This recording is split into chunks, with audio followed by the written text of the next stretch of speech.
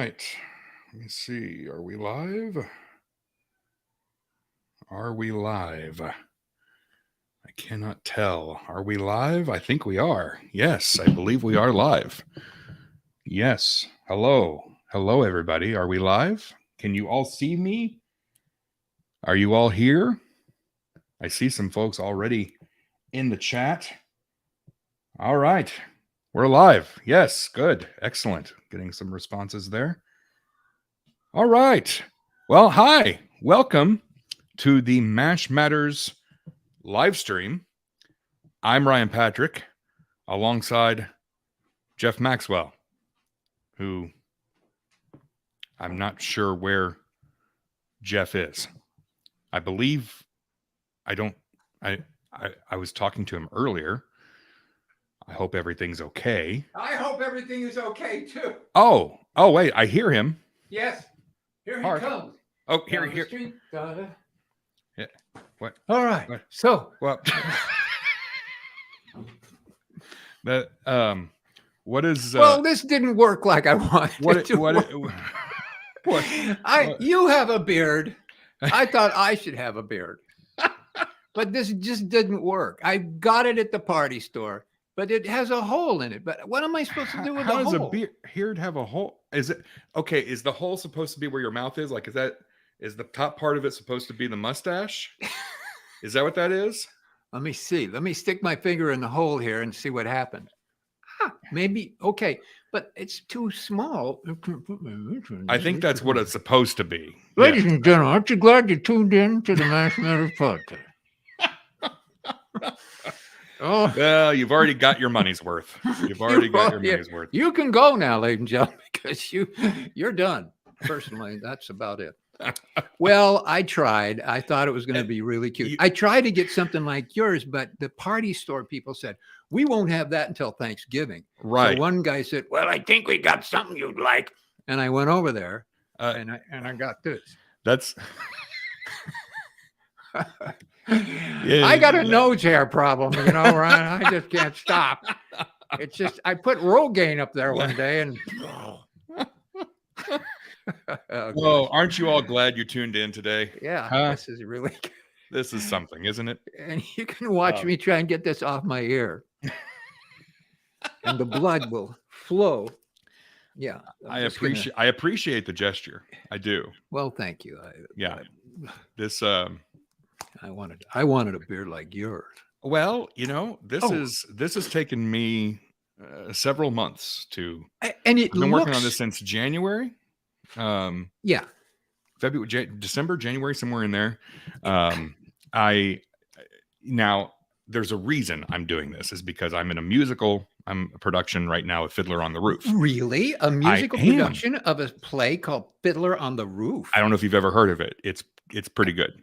And you play? I play Tevye, who is the dairyman that the show revolves around. So you are the star, the lead. I am the guy, the big kahuna. I am the big beard. You were the big beard. That's what I am. Yes. So yeah, we have 2 weeks until our show, and so I've been growing this thing. My wife hates it. I don't know if she hates it, but she's not a fan. I kind of like it, actually. I kind of I feel like Grizzly Adams. You got that Grizzly Adams. Yeah. Thank you. It's really nice. When it first started, you were starting a thing and it was all kind of weird. Yeah. I wasn't a fan of it. This is really nice though. This has been trimmed and you've got this going and But were you is Tevye, he wasn't probably as manicured as you're going to be. So are you going to let this kind of get scruffy? Yeah, there you go. That's there's Tevye going on. There you go. Yeah. So when is the play? When does it start? It's July 14th through the 16th. It's one weekend only. And so if you're in the Southern Illinois area and you want to see Fiddler on the Roof, let me know. Well, and why wouldn't you want to see it if you were in that area? Why?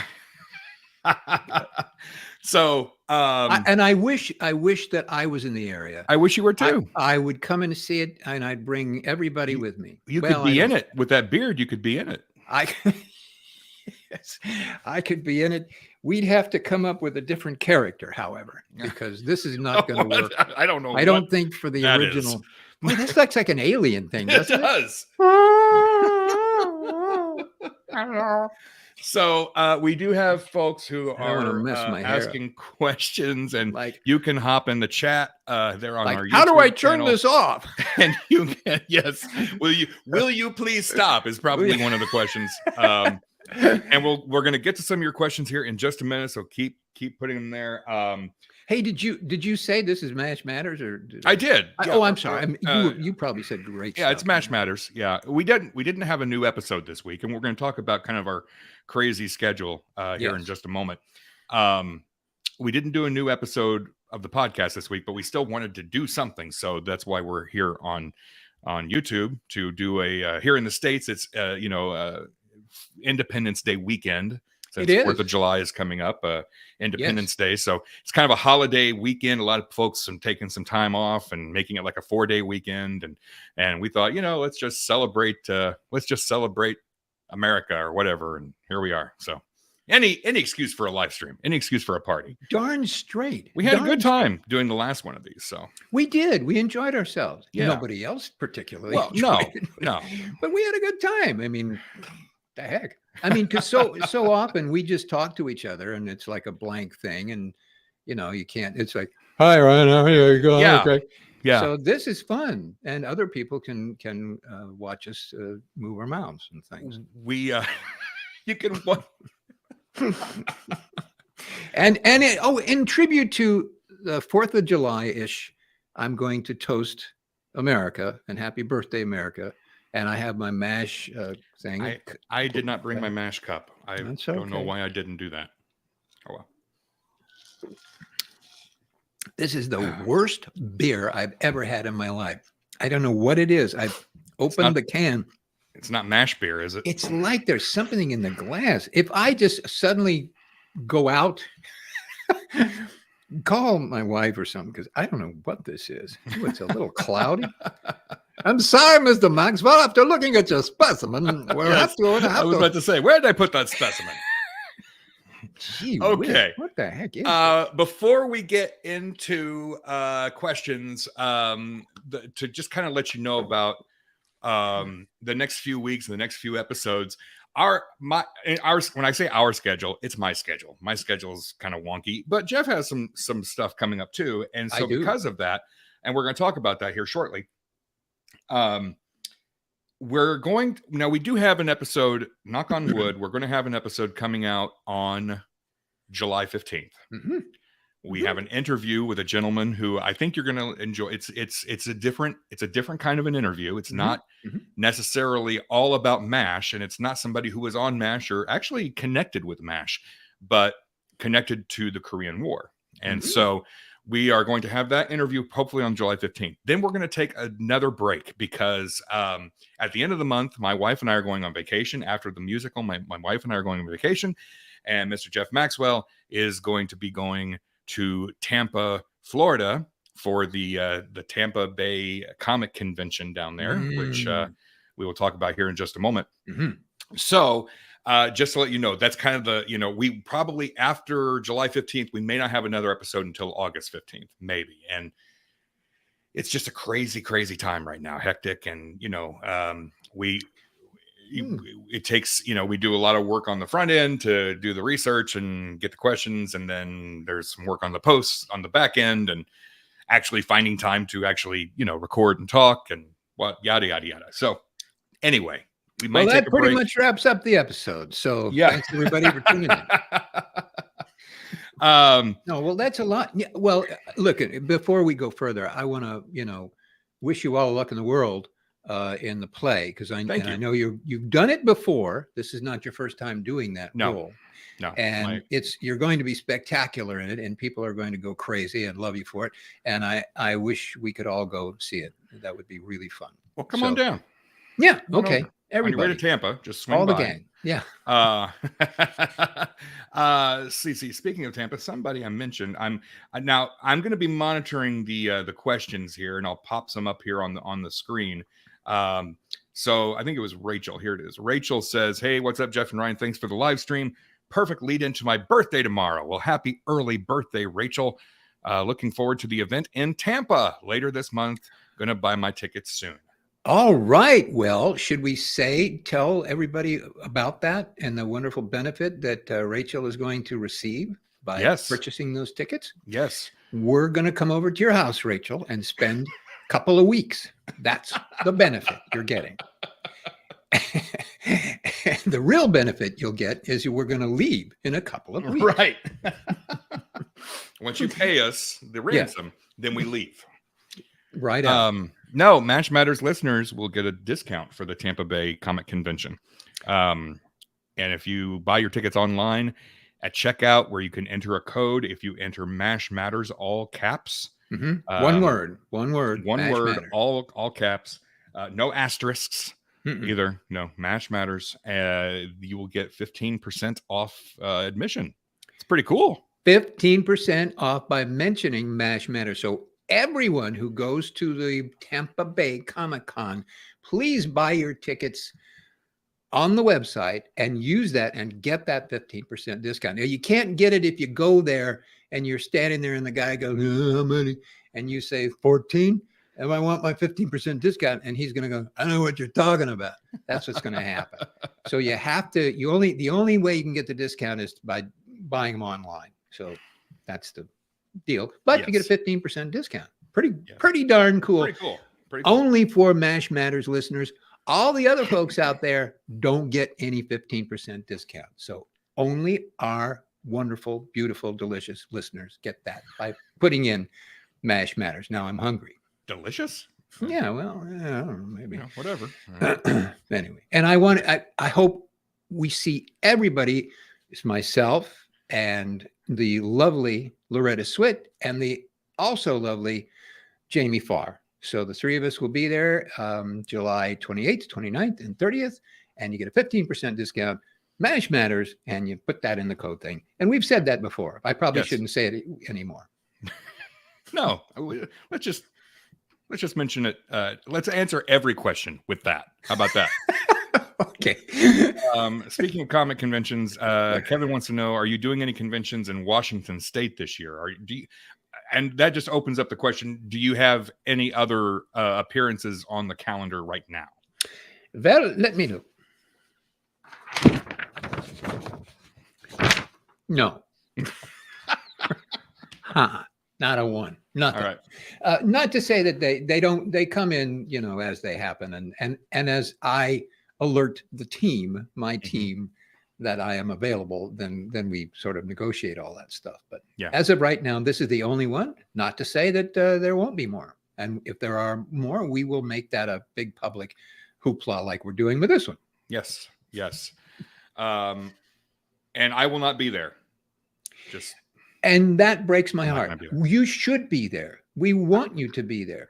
You should be there instead of going on the vacation with your wife. Big deal. Come on. Bring her with you. I mean, and that'll be the big vacation. We will be in Florida the week before for a brief moment in time, for our vacation. We'll be taking off from Florida. So, and because of the restraining order, I can only enter the state of Florida once per year. So I'm afraid I just can't make it. Yeah, they're tough about that in Florida. I'm sorry. Yeah. Yeah, I know. Kevin says, I was hospitalized after a bad motorcycle accident and missed the trip to the ranch. When are you going again? Annual trip?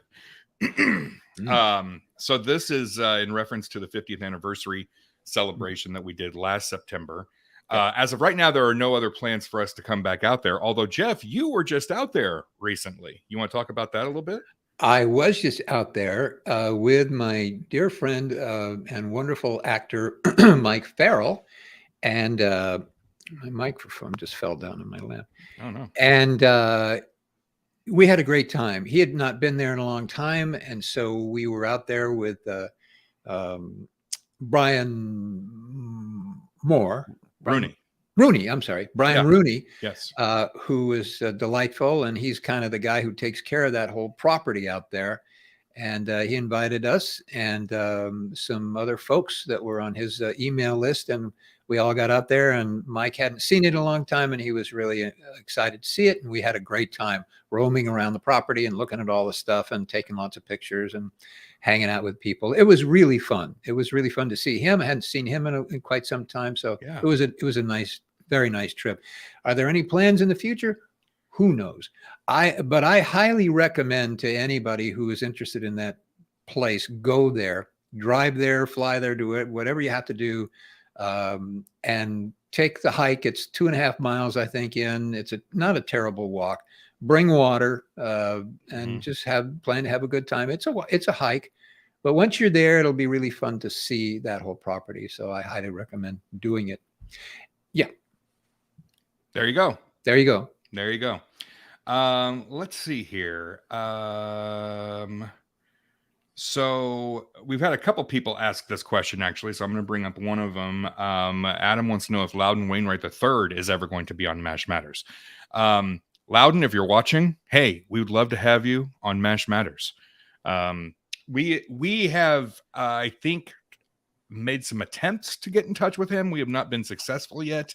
We would love to have him on. And, you know, as I've always told Jeff, I would love to have anybody who is associated with the show in any way on the podcast. And we hope to have some more folks coming up here soon. But as of right now, we do not have Loudon Wainwright III. But if you are like Loudon Wainwright's cousin and you can, you know, put us in touch with him, we'd really appreciate that. Thank you. Here's a comment for you, Jeff. Some of my favorite moments of MASH are the Igor scenes. They should have given you way more screen time. I'm enjoying all your podcasts. I don't know, Jeff, if it's allowed for you to comment on your own live stream like you just did, but you know, that's, you know, I don't relax float downstream. Is that your username, Jeff? Is that what are you posting your own comments? No. Is that what you're doing? Okay. No. Okay, no. Good. I wouldn't do that. No. I thank that person very, very, very, it's a very heartfelt thank you. Yes. That's a wonderful thing to say. I think you're a very, very intelligent, brilliant human being. And obviously people love you and I love you. And thank you very much for saying those kind words to me. I appreciate, you know, should we talk about the book just for a second? Yeah, well, actually, let's see. Gabrielle asks, when is your cookbook going to be re-released? Any news you can share? Yes, we are moments away, yet but moments. The book is completed. It's done. It has one more pass that we have to look at to kind of proofread the whole thing to make sure it all actually makes sense. But the book in and of itself, in terms of its restoration, has been completed by Mr. Arthur Healy, and he did a spectacular job. And I owe the re-release of the book to Arthur, because without Arthur, this would not have happened. But it looks good. I think it's going to be really enjoyable. There's a lot of new stuff in there, and talk about the ranch. There's lots of ranch stuff in the book that was never there before. So I think everybody will enjoy it. It's got good recipes still and some new stuff, some fun new recipes in there. And I would say probably it's going to be available within about 2 weeks. Okay. Yeah. So somebody's asking here, Jeff, how would we be able to get the cookbook? Send me $6,000 and a plane, and I will come to your house and cook. I don't know.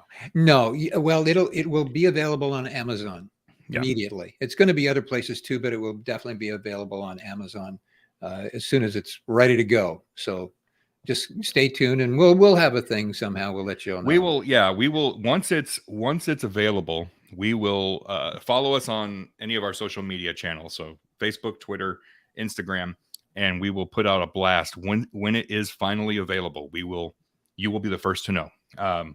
Because we want everybody to know. Aaron asks if it's going to be both hard and soft cover. Right this second, it's going to be soft cover. I'm not sure about the hard cover issue. It brings some complications that I'm not sure about, but I know it's going to be soft cover. So there. And somebody was asking if you're going to be signing. Kevin's asking, will you be signing your cookbook? Sure. So you're not going to necessarily have signed copies for sale through Amazon, but if somebody buys a copy and sends it to you, somehow connects, or sees you in person or wherever, if it's out and you get one, you could bring it to the to the Comic-Con, and I'll do it there. And we have an address on our website. If you want to send Jeff, where you can send autograph requests to Jeff. So all we ask is that you have a self-addressed stamped envelope for return postage. So if you get a copy of the book and you want to send it to him to sign, you can do that, and he'll ship it back to you in your pre-stamped, pre-addressed envelope. Yes. All right. Yes. So that's cool. That's great. Great news. Thank you. We are on the cusp. We're on the cusp, and I appreciate everybody's interest and patience with it. It's been a long time, and I'm very touched emotionally. It was a long thing to write, and it was a very happy thing when it first came out, and then it was a very difficult emotional thing when I saw what had happened to it and what happened with the publisher and why it went. The quality of the book suffered dramatically, almost an insult. So the fact that it's going to be restored and as maybe even be better looking than the original, so that's going to be exciting. So thank you, everybody. Nice. Very nice. I haven't seen it, I haven't, so I'm looking forward to seeing it too, because it's got all the new stuff in it. New stuff. The new stuff. Yeah. And there's very little nudity this time. Very little. So I know some of you are interested in that, but that one is delivered in a plain brown wrapper, that copy. Yes. So we have a couple of similar questions. One is from Locomotive Productions. Jeff, hi, Jeff and Ryan. My name is David. My question is, do any of you own any props from the TV show? I own an original tie worn by Colonel Potter. Love the podcast. And then there was another question similar to it. It's this is from Darren. Coming from Newport in Wales. Hello, Wales. We have people watching from all over the world right now, by the way. We have our friend in Norway, I believe, and Slovakia, and I know in Canada. And I mean, we've got folks everywhere watching us right now. But he says, just wondering, Jeff, if you took anything from the set you shouldn't have during the series or at the end. So do either of you own any props from the set, or Jeff, did you take anything from the set? I don't own any props. I don't own any like screen used anything yet. I'm hoping someday I'll be able to get my hands on something, but as of right now, I don't have any props. Jeff, I know you have your Igor hat, and two Igor hats, and your fatigues and your dog tags, correct? Yes, exactly. You that's right. So I'm sorry. Exactly. I guess I should let you answer these questions. No, I think and so did I. I think, yeah. And the only other thing that I took that I shouldn't have was the salary. I did take the salary. Probably shouldn't have, but I took it anyway. Everybody else was. Yeah, I think you earned it. You earned it. Okay. Thank you. Is there any, okay, let me ask you this. Let me ask you a different version of this question. Is there anything that, looking back, if you could go back and take something from the set, is there anything that you would have liked to have taken from the set? More dialogue. I think that'd be, not really. I don't know that I was, what was most indigenous to me sort of was the cap. I really liked that cap, and I had it for years, two of them, and I had them for years and wore the same clothes for years. Mm-hmm. They did clean them, so it wasn't like they didn't clean them.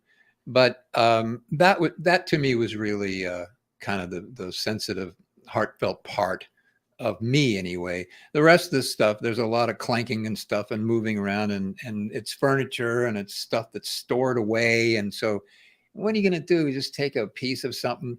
Now, I know Mike took his piece of the sign. I think he took the San Francisco thing. Yeah. I didn't, I thought about, yes, I do have one. It would be the apron. I should have taken one of the aprons, but I didn't. Wow. Okay. And also a really cool chef's hat of yours. That was, yeah, that's I like true. that too. Yeah, I didn't take that. So if we go back, I'll get the apron and the chef's hat. Okay. All right. Well, somebody wants to know what prop I would take. Yeah. Joya. Hi, Joya. That's a great question. Okay, I know what I want. I would take, I love Colonel Potter's painting of Winchester. Where he's like the angry Winchester painting that he did of him. That's what I would take. I would love to have that hanging in my office. Yeah, that would be cool. I think that sold to somebody, didn't it, for a whole bunch of money somewhere? I know that. Well, John Rappaport owned the one that was the group of them, and that did sell at auction for more money than I make like in a year, so I couldn't afford it. Along with things that recently were auctioned off. And speaking of, okay, so I'm gonna make sure I can do that. I think I can share my screen here. Let me let me see if I can do this without. This is exciting. What's about to happen? I have no idea if this is going to work. No idea whatsoever. This may not work at all. Okay, I can't get this to work. I thought maybe I would get maybe no. One moment. Let's see. Okay, maybe. Oh, hey, look. Ooh, wow, we're in the Matrix. Wow. Okay, so right now at heritageauctions.com, this is up for bid. Look at this. Captain Hawkeye Pierce's screen-used dog tags and boots are up for auction. Now, these are, to my knowledge, these have been donated by Alan for auction to benefit the Alda Center for the Communication Arts. Oh, okay. So the money is going to a good cause. But here are the boots. Here are his boots, and there are the dog tags. Wow, that's pretty cool. The opening bid is $10,000. So right. Go, Ryan. Well, you know what? I'll tell you what. Let me stop sharing this before we get all weird. I'll put in $50 if somebody else wants to put in the rest. And then we can share. Divvy it up. Yeah. Share custody. Well, the fact that he donated, that it's legit. They're the real boots. Yeah. By the way, speaking of the boots were actually quite comfortable. I was stunned at how comfortable those big clunky looking boots were. I don't know whether that's, the Army designs them that way or whatever, but they were legit Army boots and they were really fun to put on and comfortable. I went home with them sometimes and then, yeah, that's good. I didn't go out to a fine restaurant in them, but I did wear them they were okay. Yeah. Somebody commented just now, I think those boots would have holes in them. And of course, that's in reference to one of the episodes. Yeah. So I'm getting behind here on questions. We have so many questions. So I read one. Somebody said, do I do cameos? And yes, I do. I do cameos. I do cameos. And you'll do cameos. We'll all do cameos. Yes, it's fun. They're fun. Yes, I do. I can't stay. You keep saying do. I can't stop. To the delight of the junior high kid in me. And one of the things somebody said, did I keep any of the scripts? Yes, I do have a bunch of scripts. I do. Okay. I loved those, and they're really fun to look at. And a matter of fact, because of our new furniture and stuff, we've sorted out some stuff, and they're put away. And nice. And I have the very last script, and the goodbye, farewell, and amen. And it's fun to have. It's fun to look at. They're fun. What can I say? They're fun. They are fun too, and I think we talked about this when we had the MASH historian on.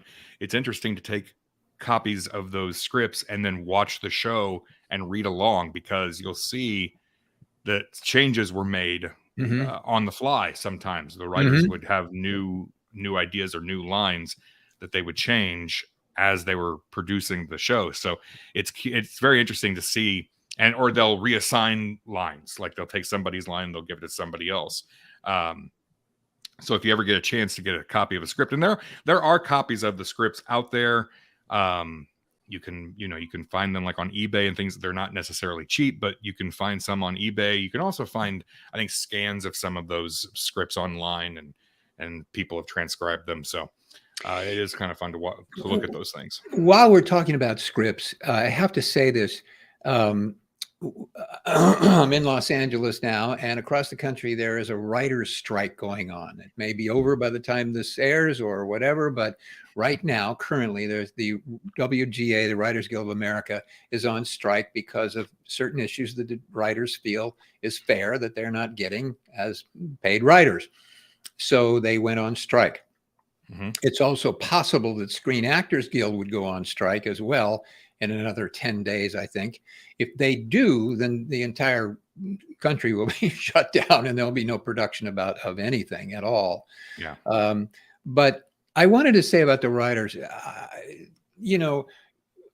MASH, we all see everybody on screen for 27 minutes about, Alan Alda and Lord Sid and all the stuff and all the people and me, and we all do whatever we do. But honestly, we couldn't do that without those words. And all the people who are writers and all the people who strove very, very diligently to make those words as interesting as possible were all the writers on MASH. And from season 1 to the end of the show in 1983, they all worked really, really hard. They were in writers' rooms. They thought about it 7 days a week, 24 hours a day, 7 days. They constantly thought about MASH and making it better and coming up with jokes and coming up with themes and coming up with this and that and this and that. And so, you get there in the morning and you're handed a script. Now that script has got 30 some odd pages. It's like going to a restaurant and saying, "Oh, I'll have a New York steak medium rare," and they bring it to you. While going to the studio and getting the script is like the same thing. There's your thing. But you don't see the chef, and you don't see the cow, and you don't see the farmer, and you don't see what brought it there and all that stuff.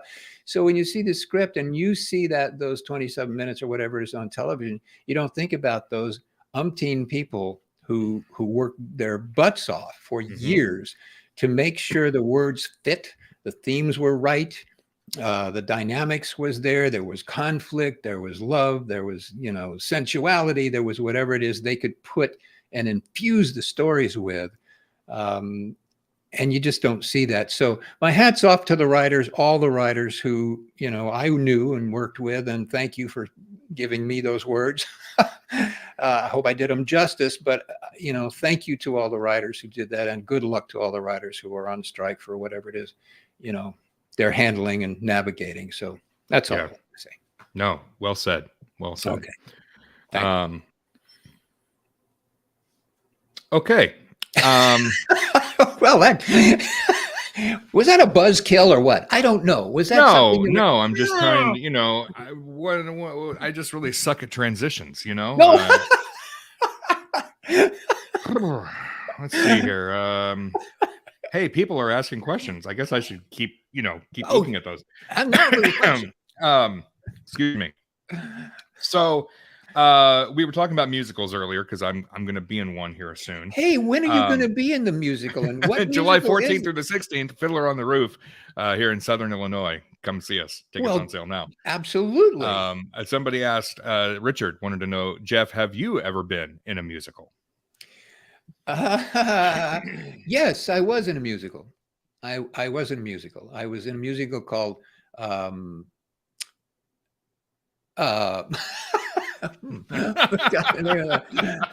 Together Again. It was called Together Again. Together Again. You're talking about that. Yes. Yeah. It was a fun show. It was about an improvisational comedy troupe that was famous, and then they split up and they got together again after umpteen years.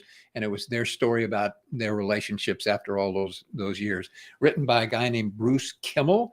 He was a very talented guy. He was a kind of a big deal for a while on TV, and then he kind of went into writing and directing. But Bruce is a very, very astute, very clever man, and he wrote a really interesting, clever show called Together Again. We had a great time. He wrote all the music and the lyrics and everything, and he was a talented guy. We had a great time doing it. And yeah. And when was that? Do you remember when that was? It's 1764. I think I was close. It was somewhere close to the 7th. Boy, I couldn't tell. I wish I could tell you. I'll have to look. I'm going to do some research. I'm going to look, look into that. See if there's anything out there. I was almost a music man in my high school play.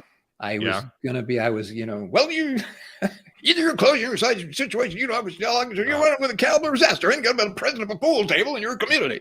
I love that. I learned that whole thing. And they picked me, and then I got a bad tonsil infection. Oh, had to have my tonsils taken out. Oh, so they took out my my musical comedy career. I'm so sorry. I'm sorry. I would like to have seen that. I would too. Thank you. That would have been fun. Let's see here. If either Jeff or Ryan could wish me a happy birthday, that would make my year. Sorry, I can't do that. Yeah, I can't either. Yeah, we can't. We can't. I mean, much love, Java. We can't. If we wished you a happy birthday, we'd have to wish everybody a happy birthday. And so, if you know what, well, we'll just do this. Happy birthday, everybody. Happy birthday. Fill in your name. No, and must love Java. I don't even know what your real name is, but happy birthday. Happy birthday. Hope you have some.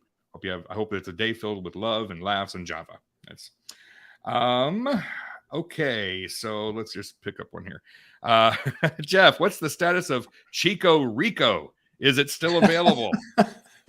Now, first of all, I guess we should explain what Chico Rico was to begin with, right?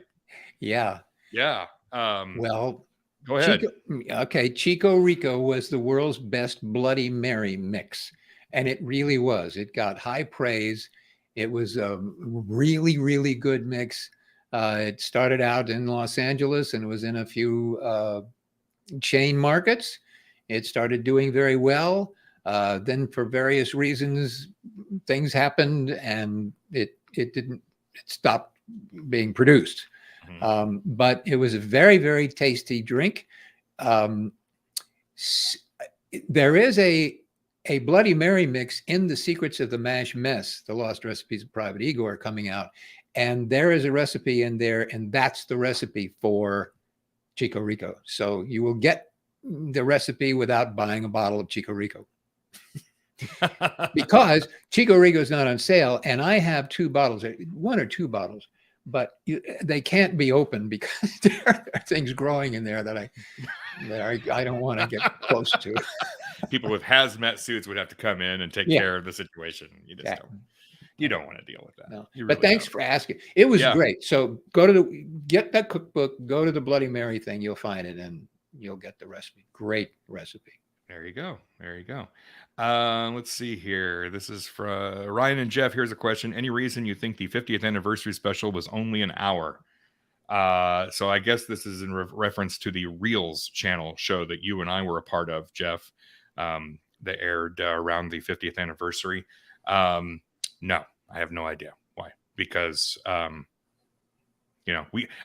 heck, you and I, when they interviewed us, Jeff, we talked for a while. We did. We just went on and on. We just kept talking and talking and talking. No joke that I think we talk like 2.5 hours. We were close. Yeah. Seems like that was our interview. And I know that they talked to a lot of other people too, including our friend Dan Harrison, and Jamie was on there, and Mike Farrell, and that was Burt Metcalf's last interview. Yeah. I'm sure they had enough footage for, they could have probably done a 3-hour special on that, but and Jeff, you could probably speak to the logistics behind this, because you've produced stuff, you've produced movies and TV shows and things like that in the past. What determines the length of something like that? Is it determined by the network, or is it just easier to sell if it's a certain time?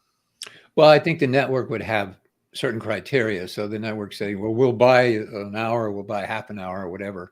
And then you got to figure out how much money you have, and can you can you pay for an hour or whatever? But it would sort of already be determined by, by the network, what they want, do they want a half hour, whatever it is.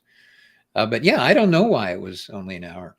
Yeah. That was a tough time because there were a lot of people connected with MASH that wanted it to be different, and they wanted to do a network,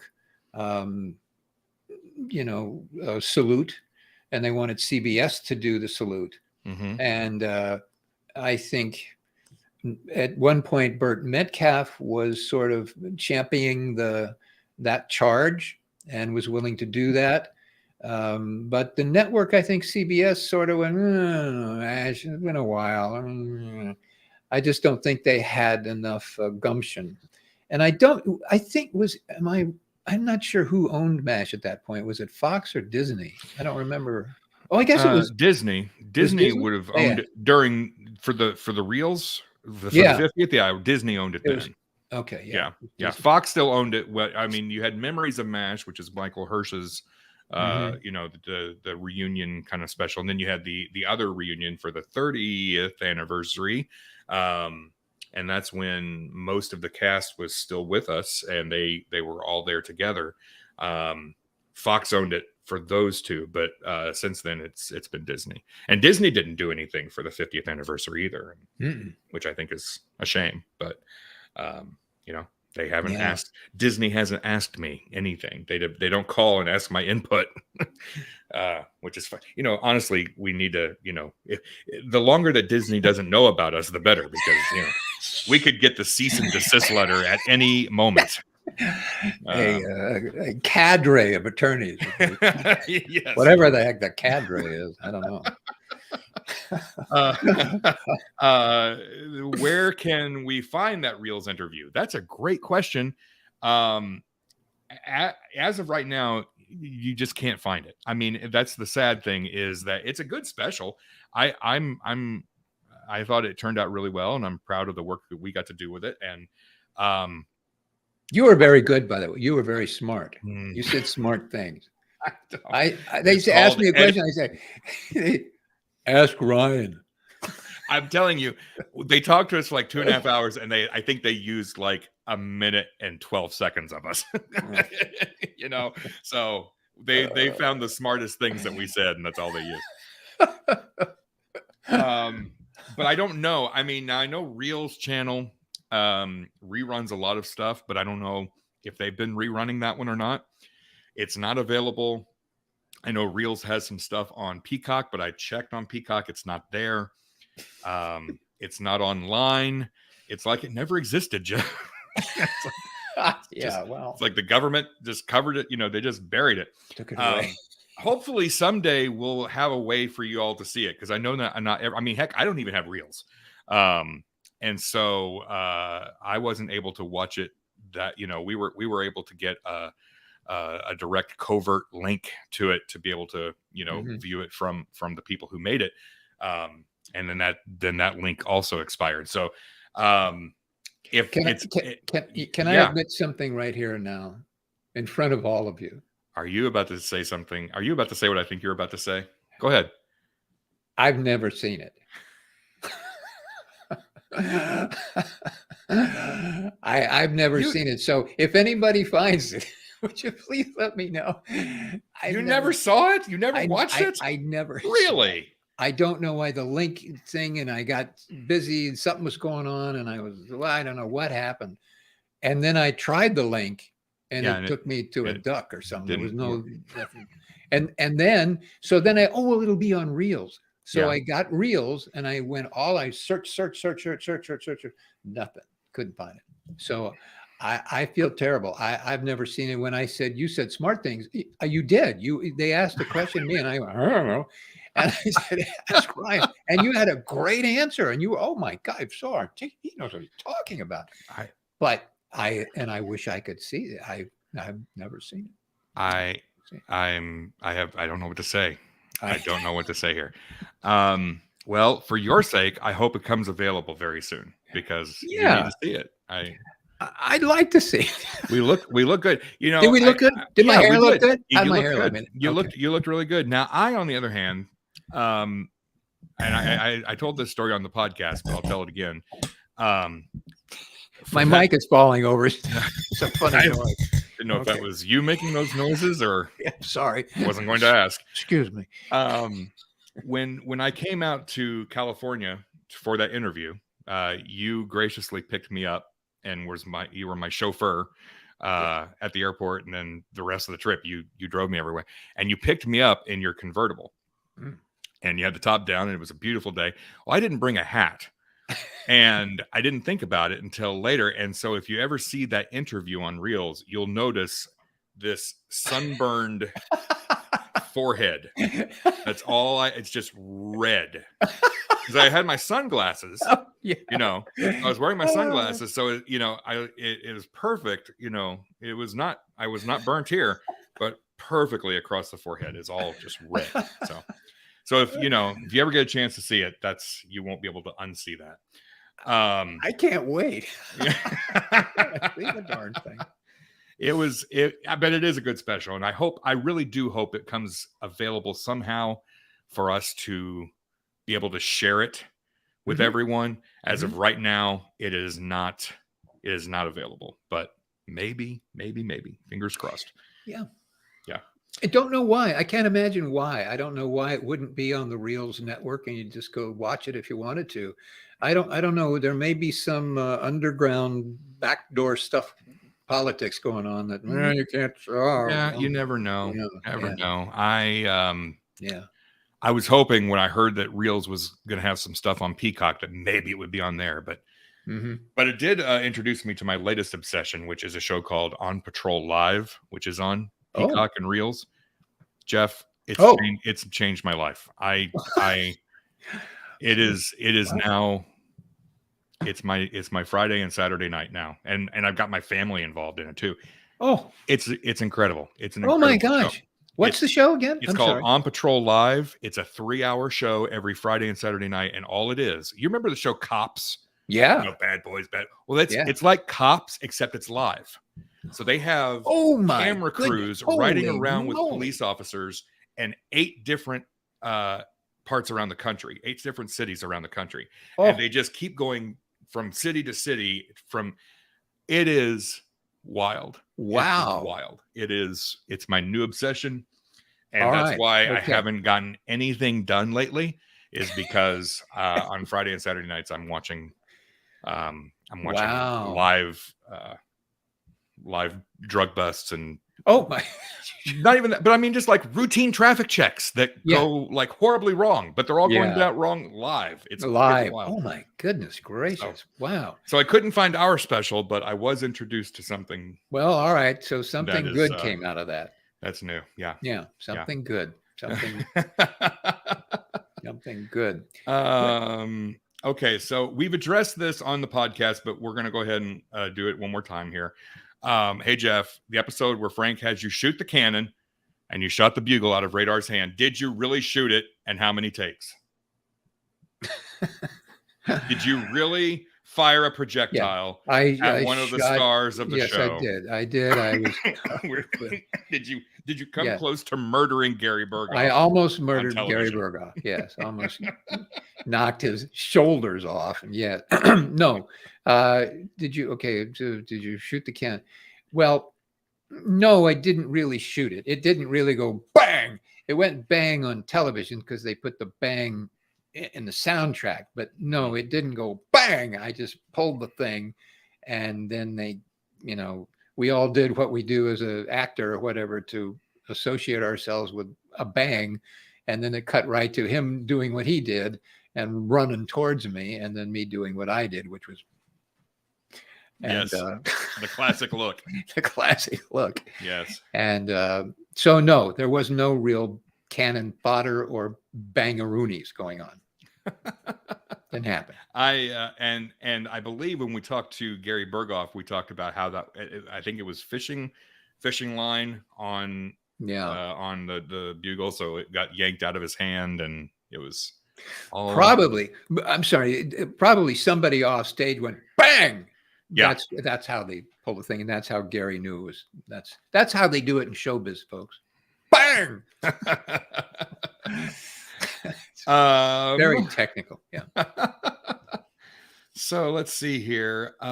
Somebody wanted to know, and I think I've somehow lost it, and they just reminded me of it. So they're asking me if there's another musical role that I would like to do. Oh, yeah. Good question. Aaron asks that. I'm sorry I missed your question a little bit earlier there, Aaron.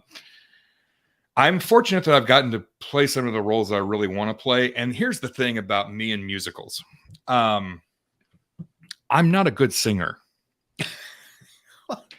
And so there are musicals that I will never be able to ever be in because you have to be able to sing.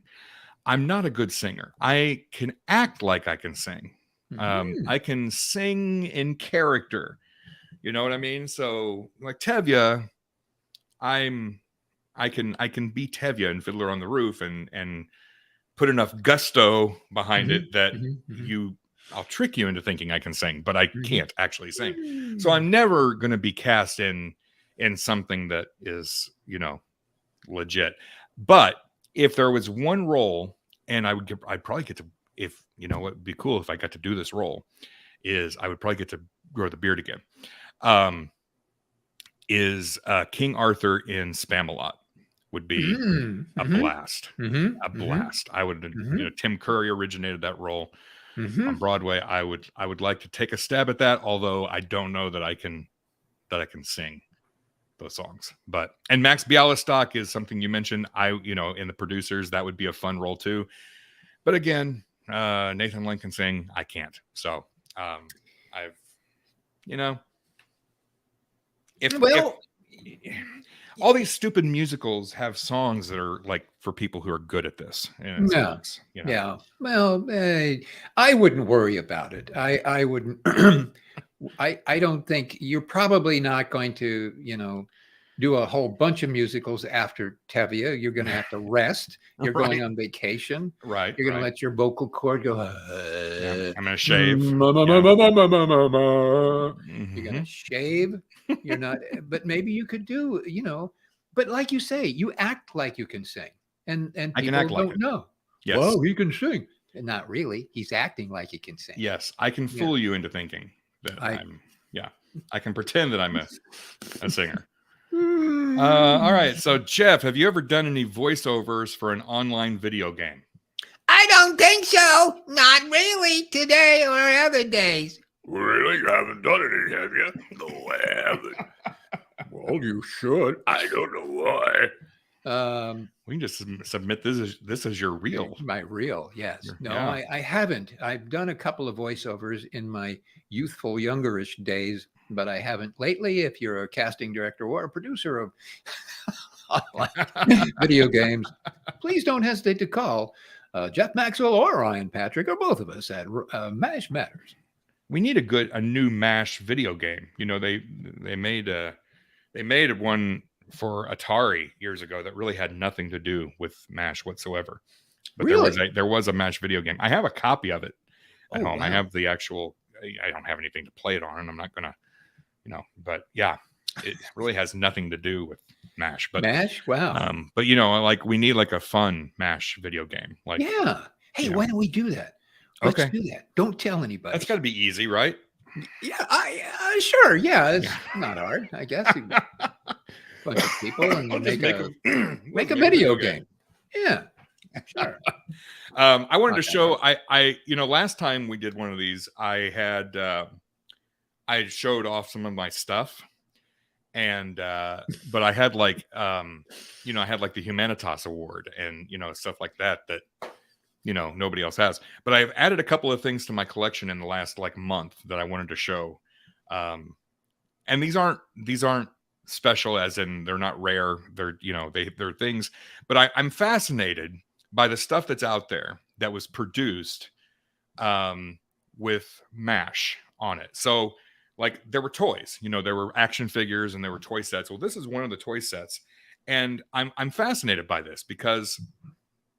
So this is a MASH gear set, and you see on here we have a radio, we have a lantern, we have a walkie-talkie, a watch, a flashlight, and a canteen with the MASH 4077th on it. What the heck do any of those have to do with MASH? With MASH. I mean, yes, we saw a walkie-talkie, and yes, we saw flashlights, and yes, there was a radio in an episode, and I believe maybe a canteen once. I remember Potter drinking out of the canteen in the Jeep, and okay, there may have been, but what the heck did any of these have to do? I don't. Yeah. So I'm fascinated by these kinds of things. Yeah. And so I'm starting to collect, anything that really is kind of like old and has MASH on it. I also came across this, which I found was fascinating. This is a look at that. This is a MASH whoopee cushion? Is that no, it's a MASH first aid supplies highway safety signals kit. And it has all of the original stuff in it. Oh my gosh. You've got all of these things, and there's like there's some Neosporin or something in here, some ointment that I'm sure expired 30 years ago. Mm-hmm. I don't know when this was produced, and I'm not gonna open it to find out. But again, wow, the things that were manufactured with MASH on it, the licensing is wild to me. And then the other thing is something I've seen these online, and I was finally able to get one back when the MASH at the Smithsonian happened, the big right after the series ended, they did the big exhibit with the sets and everything. They had these pieces for sale in the gift shop. And so what this is a piece of the set. It's just a piece of wood that's in here. I'm not going to open this because it's still sealed. But this is a piece of, it says that this wood comes from the structures that made up Rosie's Bar and the MASH 407 supply building at Sound Stage 9. This is not part of the sets donated by 20th Century Fox to the Smithsonian. So they took some wood from those sets and cut them up into little pieces and sold them in the Smithsonian gift shop back in the day. Wow. Isn't that wild? Wow.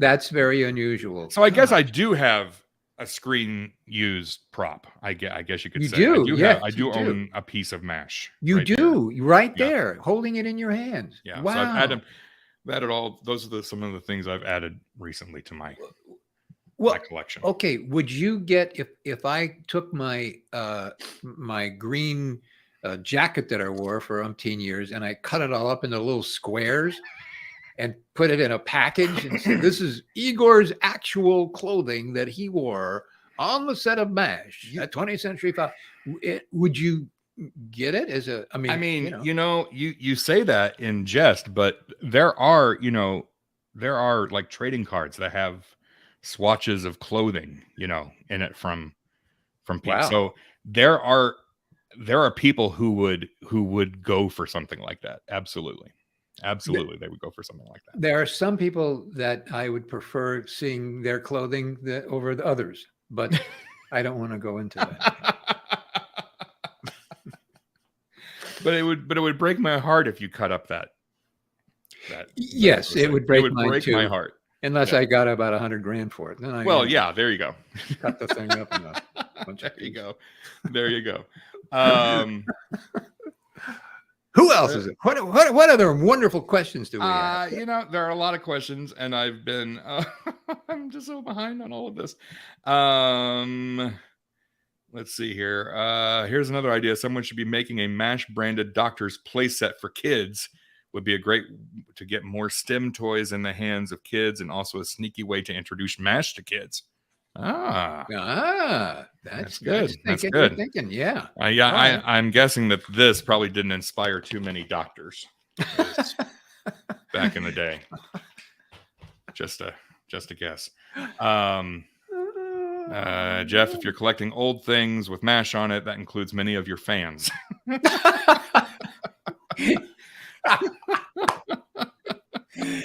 Oh goodness. Yeah.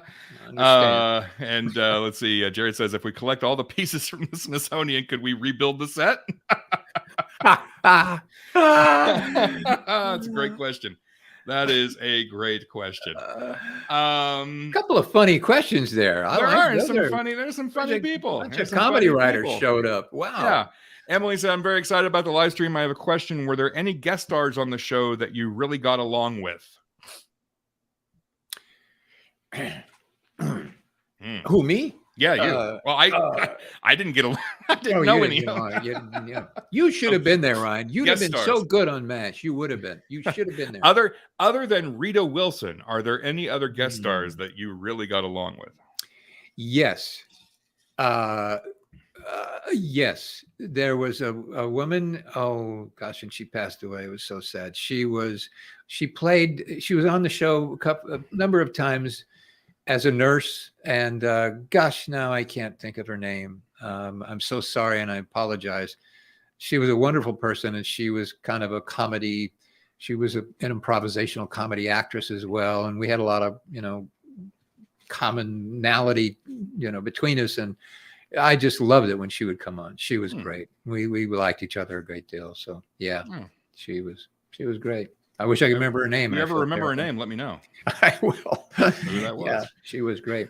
And of course, Rita Wilson was very lovely. Well, we all know that we didn't have time there, but she was. We know. I liked her, but she didn't care.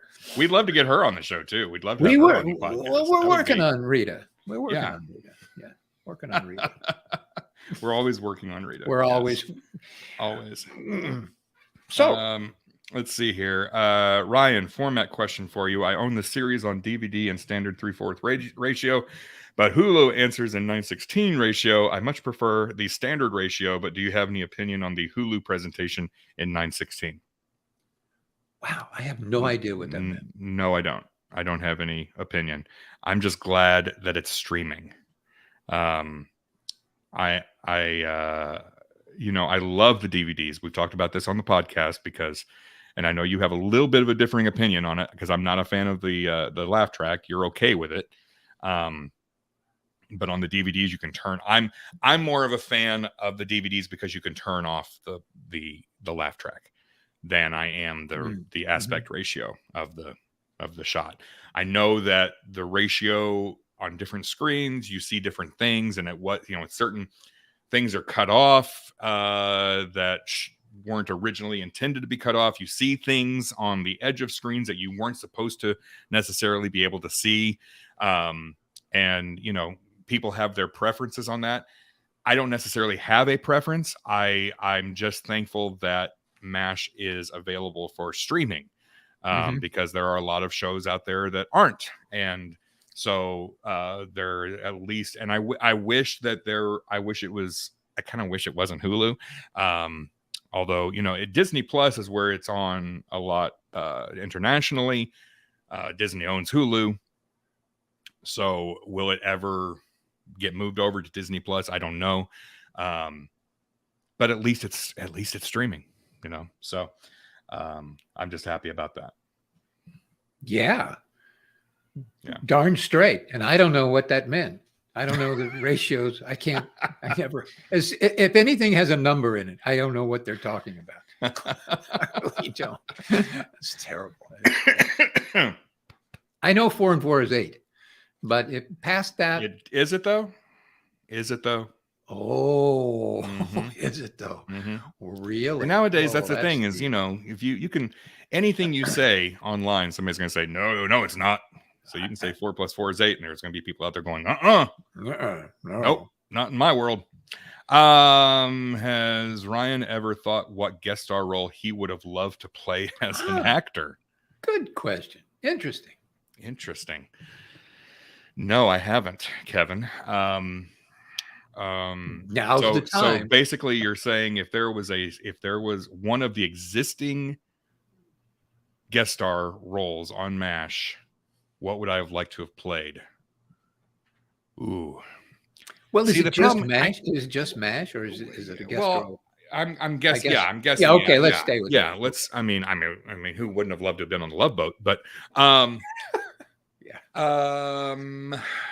That is a hard. What's hard is what makes, in my mind, what makes all the guest appearances so great are the actors who portrayed them. So they made those roles into really. So by me saying I would love a stab at that role, I would be robbing the world of that person's performance. You see what I'm saying? So, for instance, Ned Beatty was on MASH. He played, Colonel Hollister. That was I would love to have tried my hand at that role. But then you wouldn't get to see Ned Beatty do it. Big deal. You'd have been good. You'd have been really good. But I'm influenced by Ned Beatty's performance too. So is it the role that was interesting, or was I more captivated by his performance of the role that makes me want to do it? I don't know. I'm going way too deep and answering questions that aren't even being asked. You're posing much deeper concept. Yeah, I guess so. Were there any actors I didn't mind to scratch my nose here. No, it's okay. It's all right. Yeah. Were there any actors they tried to get for a guest spot that said no? Do you know of anybody who they tried to get on the show who declined the show? No, I don't. It would be. I mean, I'm sure that there were people who were probably approached to play particular guest appearances, but back then it wasn't. If you were a movie star, you didn't do TV. It was kind of frowned upon for a big movie star to do TV. So a lot of times I don't think that some of the big stars would do those kinds of shows, right? That's true. Yeah. If you were a movie star, you didn't want to be on TV. The interesting thing is when MASH got so popular, people, really wanted to be on the show, but I don't know that even poured over into the movie starish world. Mm-hmm. They still probably television. Yeah. Right. TV. Right. Yeah. So I don't know. I mean, I don't know. We'd have to ask dead people if they, in order to get that answer. Because could you do that for me? Could you go ahead and reach out to them? Let me call Margaret. Call dead people tomorrow. We don't know. I mean, obviously, Jeff and it wasn't a part of the casting of the show. So, but I'm sure that behind the scenes, there were plenty of people who they probably pitched some names that never, probably didn't go anywhere. But it's very whether or not somebody ever said no, who knows? Yeah, who knows? Who knows? Yeah. That'd be an interesting thing to know. Unfortunately, we won't know because the only people who know are not with us anymore. Right. So right. That's the end of that. Jeff, who was your favorite comedian or comedian? Who was your favorite?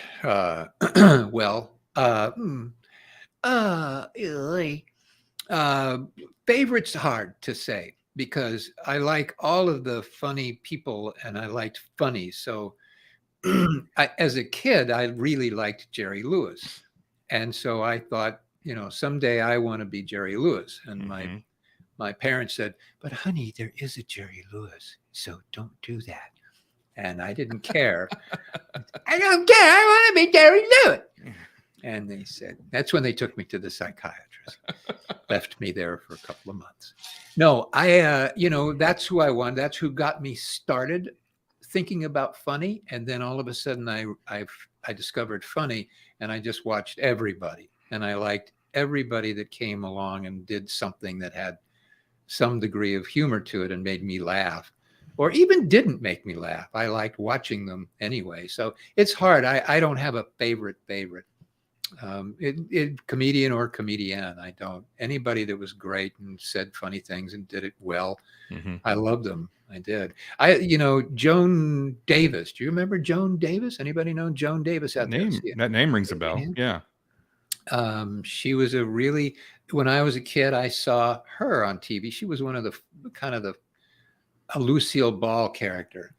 And her husband was Jim Backus in the show. I think it was I Married Joan, I believe was the name of the show.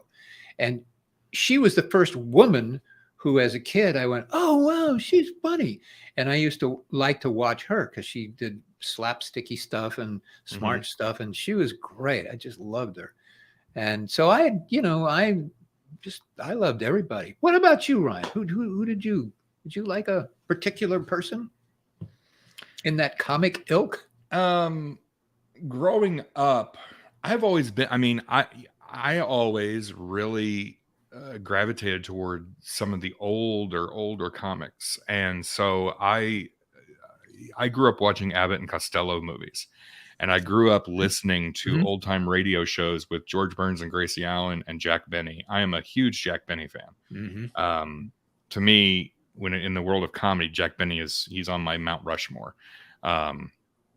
So, you know, I was one of those weird kids. Like I was, 8 years old listening to Amos and Andy and, and nobody else was ever, but I loved listening to those old shows and watching those old movies. And there's a local university who had a TV station, a PBS station. And every Friday night they would run an Abbott Costello movie followed by a classic horror movie. So every Friday night I was watching, Abbott and Costello and Buck Privates. And then right after that was like the Wolfman or something like that. And it was great. So from a comedian standpoint, I also would love watching like Jerry Lewis, and I would, but I would also watch these dumb comic, anything that would make me laugh, and a lot of people made me laugh. I loved watching stand up, people who could do stand up really well. But there's not one that was above all the rest. I'm just a fan of, like you said, I'm kind of a fan of comedians, people who, I'm amazed by how much work goes into comedy, because comedy is not easy. And to watch somebody like Jerry, I'm a Jerry Seinfeld fan. I really like Jerry Seinfeld. And, I've watched documentaries of him talking about his process and how he constructing a joke is fascinating to me. How he will workshop a particular joke, one joke, but he will workshop that and just tweak a word here or a word there just to get it perfect. And I'm amazed by that kind of stuff. I love that behind the scenes peek behind the curtain kind of stuff. So there's not necessarily, kind of like you, there's not necessarily one that's like, this is it. But I just appreciate people who can do it and do it well. Yeah. One of the guys that stands out to me is Danny Kaye. Because Danny Kaye could do everything. He could sing and dance and be funny and do stuff. And, you just watch him. I loved watching his show and watching him in old movies. And I mean, such an enormously talented human being. You look at it and go, well, how does he do all that? I know. Gee whiz, I know. Really? It's stunning. All those guys. And, a lot of the Las Vegas guys like Jerry Lewis and people like that did do other things other than just be funny, because they'd sing and dance, and that was part of their whole presentation. So when I was doing the comedy team, we did do musical section in our show.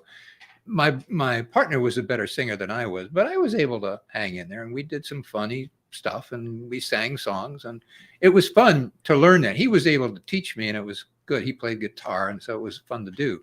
But those guys like Danny Kaye, even Jerry Lewis, who could tap dance and jump around and sing, and my gosh, that's a lot. It's amazing what they could do.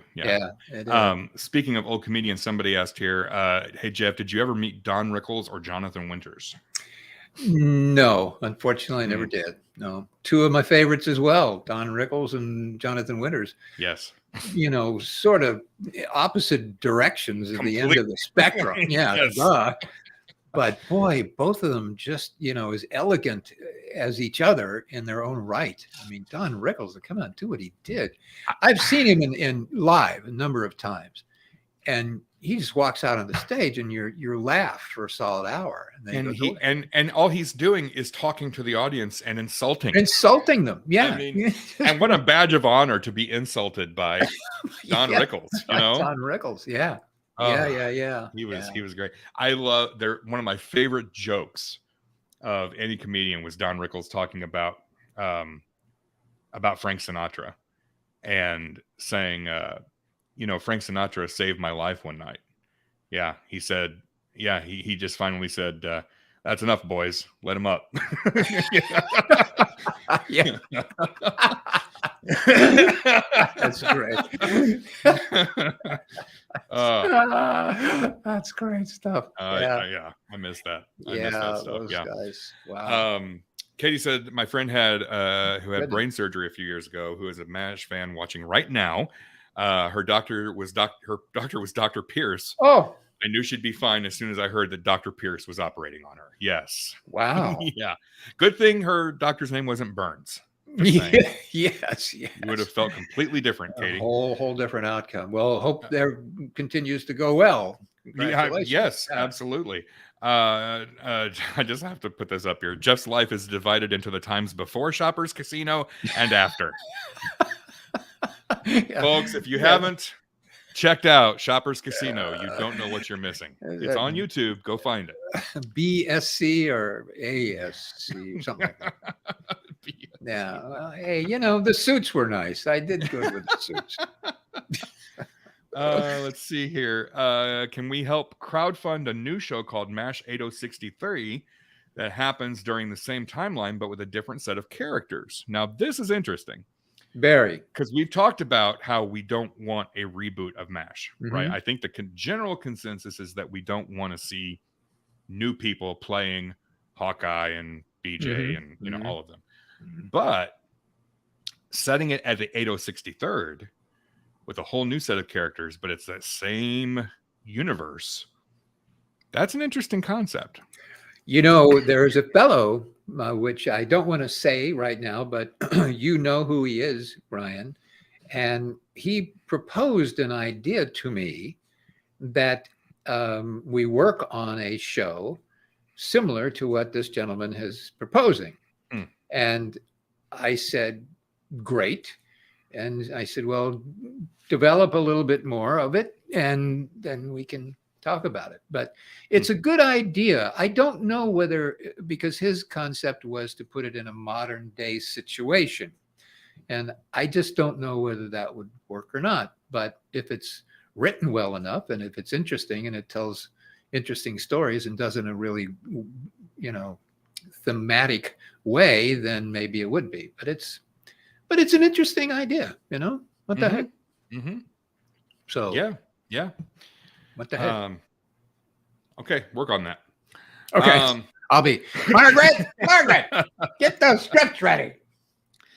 Jeff, do you go to Las Vegas often? If so, what do you like to do in Las Vegas? I used to go to Las Vegas a lot more than I do now. I haven't been there in a long time. I used to go, and I used to love to play blackjack. I had friends that were there and lived there, and so I would go see them more than I would just run around hotels. When I was a young whippersnapper, I did like going there and sitting at the blackjack table. I loved doing that, and I still like playing blackjack. But you lose enough money, and it kind of starts hitting you in the head. I don't want to do that anymore. I'll go one more. No, I don't want to go. So, but it's fun. It's fun. I've only been there once. Someday I will go back, but yeah, it's fun. It's a very interesting place. Very interesting place. It is. It's huge. I mean, everything is so big there. Every like unnecessarily big. Yeah. It's like everything's bigger, 5 times bigger than it needs to be. Yeah. This is a very nice comment. We need to get Jeff and Ryan green Santa hats. It's like Christmas. Every time I listen, I learn something new about MASH. Thank you, Jared. That's very nice. And with my new beard, I think a Santa hat would kind of. Wow. Oh, wait a minute. Wait. Yeah, let's get your beard back. you're just joining us, Jeff has a beard too. See, there you go. With a tiny little hole in it for my mouth or my. You look like Potter in the episode "A War for All Seasons." A War for All Seasons. Father Time. You know. I tried to put this on my nose, but that didn't work. Yeah, it did look like Potter. Yeah, it does. Let's see. At one point, Hawkeye returns from the 8063rd and said the people there thought he was boring and hated him. So imagine how crazy the 8063rd could be. That's true. That's true. Good point. Yeah. Good point. Well, Jeff, we've been talking for an hour and 20 minutes here, so I think we could probably land this plane. Are we getting paid by the hour? Or how is we're it? Not getting Are we paid. in overtime? That's just we're not getting paid. Yeah. Wait a minute, Margaret. You need to get better management to book you into better gigs. Really? My goodness. Well, yeah. Well, this is fun. We should do this in another hour. Let's take a break. Go to the toity, and we'll come back. Act two. Act two. Yeah. We appreciate everybody who is been watching today, and we also, as always, we're so thankful for anybody who's ever downloaded and listened to an episode of Mash Matters. We love doing it. We it is a labor of love, and Jeff and I enjoy doing this, but knowing that people are actually, listening to it and enjoying it makes it so much better. And so thank you all. We appreciate it. Yeah, it does. And it's remarkable that, we get such great emails and so many wonderful, thank yous to us for doing this, and thank you to the show and the things that the show brought to you, and frankly brought to me and brought to Ryan. That's always very, very heartfelt, and doing these autograph shows and the Comic Cons, when people come up and talk to me about it and say how much they loved what I did, and saying things like, gee, you made me laugh, and I was kind of depressed, but you made me laugh. I mean, I have to say it just goes right into my heart and soul. It really does. So and anybody who's listening to Mash Matters is doing so because they love the show. And like Ryan said, Ryan and Jeff love the show as well, for little different reasons, but we do. Yeah. And I think we all love the show, or Ryan and I love the show now for having done Mash Matters for 4 years. We've gained almost a bigger perspective of it than when we started, I think. At least I have. So, I love seeing all the questions. I love hearing all the comments, and we both do. And we love hearing all of the interesting stories that we hear about your families, mm-hmm. and about how much, how important MASH was to you and your family. So don't stop. We won't stop until you do. No, and you can, and we will, eventually get back to some more question and answer episodes. So if you have anything if you have any questions or comments, you can email them to us, mashmatterspodcast@gmail.com. That's the best way to get your questions and comments to us. Or you can also call and leave a voicemail, 513-436-4077. And we just ask that voicemail be under 3 minutes in length. Otherwise you'll get cut off and we won't be able to hear the rest of your question, and we wouldn't want that to happen. And as Ryan said initially, we're going to take a little break from the podcast, but when we come back, we will come back even rip-roaring stronger than we were when we left. Yeah, if you didn't at the very beginning, we are going to have an episode on the 15th. Then we will take a short break. Probably wouldn't have a new episode until probably August 15th. And let's just say this: sometime in the next few episodes, Jeff, we have got to do our season 7 recap. Oh, it has been. We have people every week. We get somebody either on Facebook or Twitter or in our email saying, when are you going to do your, you ever going to do your season 7? Because we did the first 6 and then we haven't done anything. So let's just say sometime in the next 3 or 4 episodes, we will finally do that. So be on the lookout. If you don't follow us on social media, please do, because we will be seeking your comments and your favorite episodes from season 7. So we'll post something soon on Facebook about that, where you can share your thread, your comments on season 7, and we can finally get around, like 4 years later, we can finally get around to doing a season 7 recap. Yeah, absolutely. And we have some really cool guests coming up too that I think you're all going to enjoy very, very much.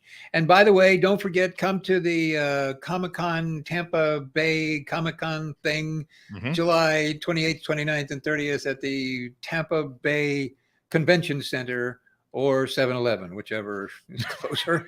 And come there. I'd love to see you. Jamie Farr will be there. Loretta Sweat will be there. Or 2.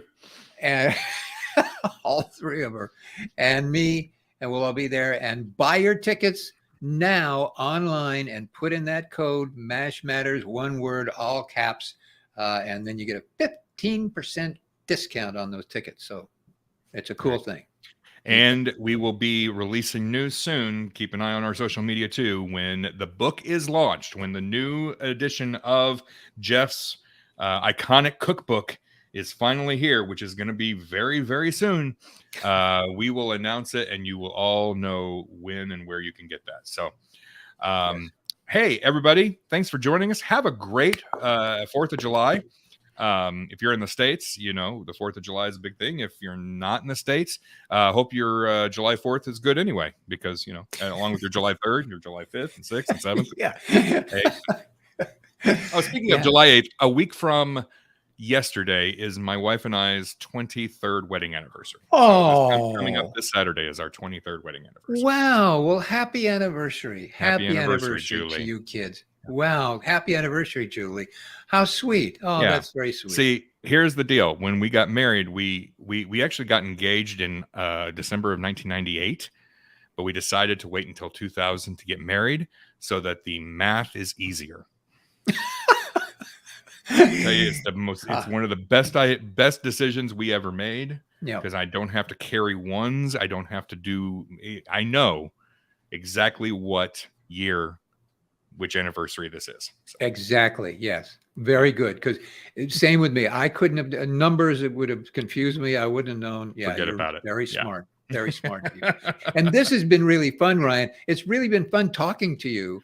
Yeah. Actually being able to see you move your mouth and stuff and talk and everything. Because we haven't really talked that much. No, we haven't. I haven't talked to you this much in 2 years.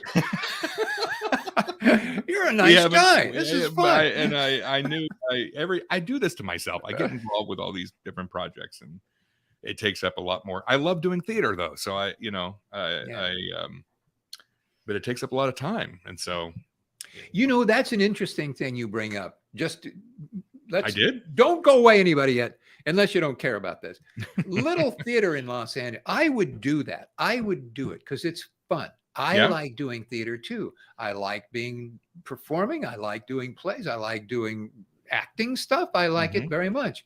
I would do it, except your point is well taken. It takes up a lot of time. It does. It's a commitment. You go out, it's a big commitment. You go out of your house and you're there and you're rehearsing and you got to re-rehearse and you got to go to somebody's house. You go to the theater and the thing and you go to.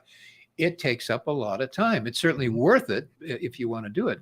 But boy, little theater, even though they say, well, it's just little theater. It's not little theater. It's a lot. And it's a lot of work. You got to memorize stuff and you got to talk to people and be nice to people, which is very irritating. So it's a lot of effort to do those shows. It's certainly well worth it. And yours is going to be really well worth it. But it does take up a lot of time. And I think that's what discourages, more people from really doing it. It certainly discouraged me from doing it. And I kind of hate it. I fight with myself a lot because I think, oh, come on, that would be fun.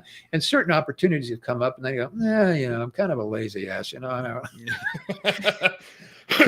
Well, I'm sorry about that language, but we're going to get flagged now. We're going to get banned.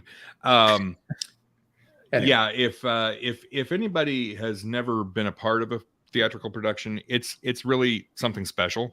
I encourage everybody to try it once just to see, even if you're just part of the ensemble and you don't have any lines, it's something special. Or work the crew if you can work behind the scenes, and there are so many people needed to put on a show. At the very least, go see live theater in your area.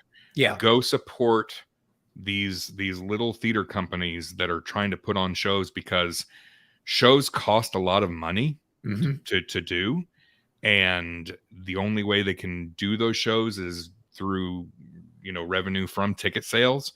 And so one show kind of helps pay for the next one and helps pay for the next one, and so on and so forth. And so support your local theaters. Go see a show.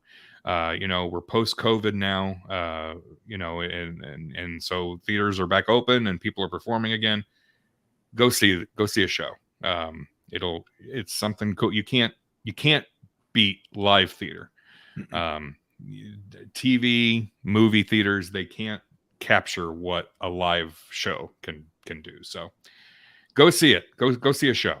And if you're in Southern Illinois, come see me in 2 weeks to Fiddler on the Roof. So all right.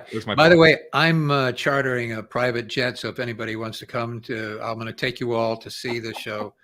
Just get in touch with me and send me the $5,000 for the ticket, and we'll get it all set up. I know nothing. I know nothing. All right. Well, that's it. Thank you all. Thank you for joining us. And we will be back with another episode, hopefully, knock on wood, on July 15th. Then we'll take a short break and then be back with some more episodes, including the long-awaited season 7 recap. We promise. Yay. So until then, here's looking up your old address. See ya.